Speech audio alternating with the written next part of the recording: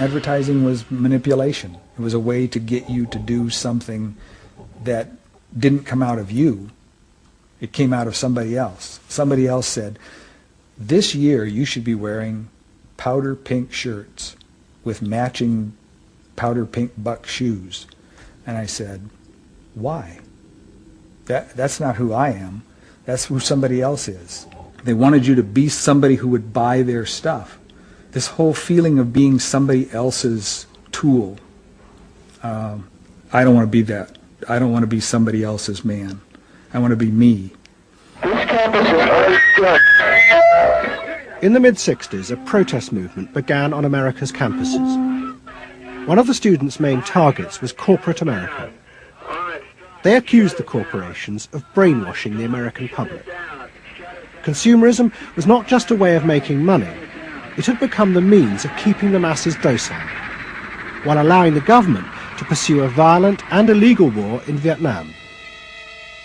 The student's mentor was a famous radical philosopher called Herbert Marcuse. Marcuse had studied psychoanalysis and was a fierce critic of the Freudians. They had, he said, helped to create a world in which people were reduced to expressing their feelings and identities through mass-produced objects. It resulted in what he called one-dimensional man, conformist and repressed. The psychoanalysts had become the corrupt agents of those who ruled America. It was one of the most striking phenomena to see to what extent the ruling power structure could manipulate, manage and control not only the consciousness but also the subconscious and unconscious of the individuals.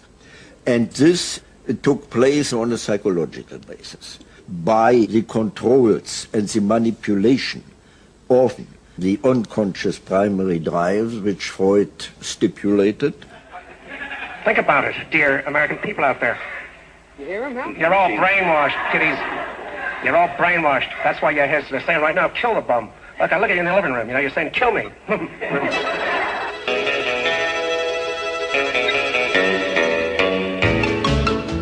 Following the logic of Marcuse's argument, the new student left set out to attack this system of social control.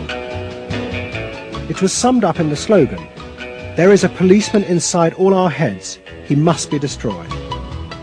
And that policeman was going to be destroyed by overthrowing the state and the corporations that had put him there. One group, the Weathermen, began a series of bomb attacks on companies that they said both controlled people's minds through consumer products and made the weapons being used in Vietnam. There's no way to be committed to nonviolence in the middle of the most violent society that history's ever created. I'm not committed to nonviolence in any way.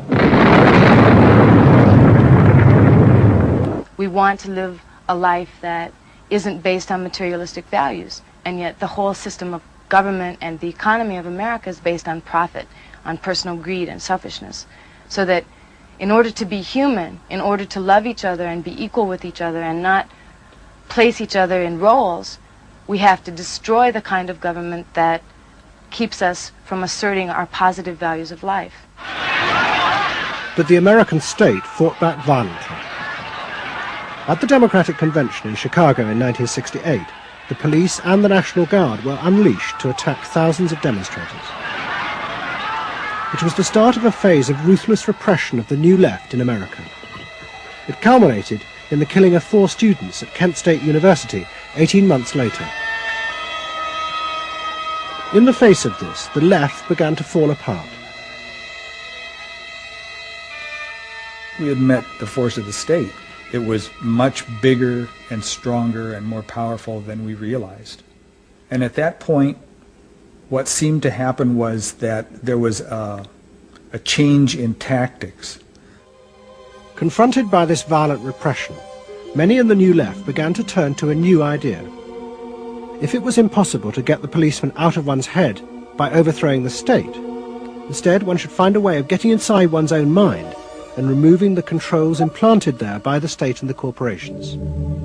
Out of this would come a new self, and thus a new society.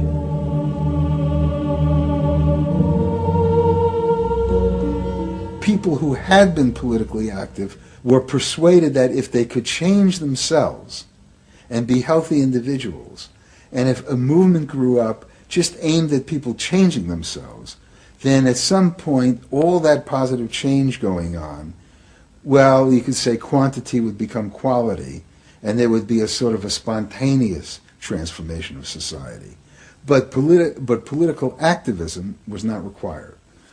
It's about making a new you, that if enough people changed the way they were, that the society would change. So the personal became political? Yes, the personal became political. Without changing the personal, you didn't stand a chance of changing the political. Coming up against the state power of the United States was not an option. I mean, they outgunned us. And to produce the new self, they turned to the ideas and techniques of Wilhelm Reich. Since his death, a small group of psychotherapists have been developing techniques based on Reich's ideas. Their aim was to invent ways that would allow individuals to free themselves from the controls implanted in their minds by society. Their center was a tiny old motel on the remote coast of California. It was called the Esalen Institute. The dominant figure at Esalen was a psychoanalyst called Fritz Perls. Perls had been trained by Reich and had developed a form of group encounter in which he pushed individuals to publicly express the feelings inside them that society had said were dangerous and should be repressed. It's a basic fear of that thing inside me, like a little demon in there. It doesn't come out very often. It's really hard to get it out. Now put the thing inside you on that chair and talk to it. Perls used to call this getting on the hot seat in front of a group. If this were the hot seat and you were Perls, and you would guide me into this process of self-enactment, self-revelation, of staying present to all the parts of yourself and noticing it, and then taking ownership of this. As the demon? Yeah. Yes, I can come out. I can come right out of him, and I can push him aside. So that you, say you. I can push you aside. Yeah. Be the demon with each one of us.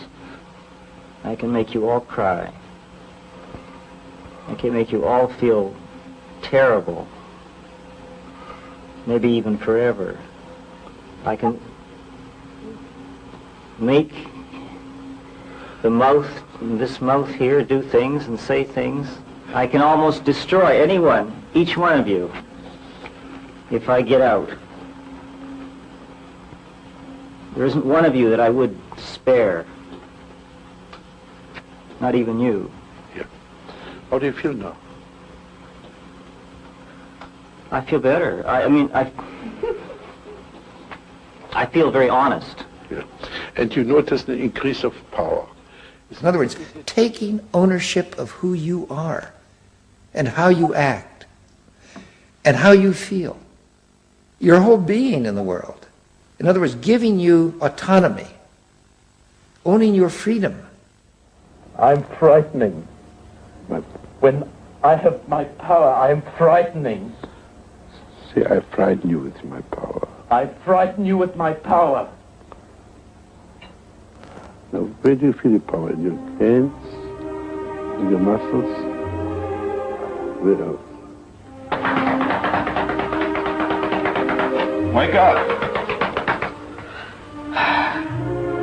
I want you to do for me! God damn you! Okay. Stop it. You. It was not phony movement. That's what I wanted to do, and I did it. What Perls and others working at Esalen believed was that they were creating ways that allowed individuals to express their true inner selves. I want them to applaud for me. Out of this, they believed, would come new autonomous beings free of social conditioning. To the left, defeated in the wake of Chicago, it was an enormously attractive idea. These techniques could be used to unleash a new, powerful self, strong enough to overthrow the old order.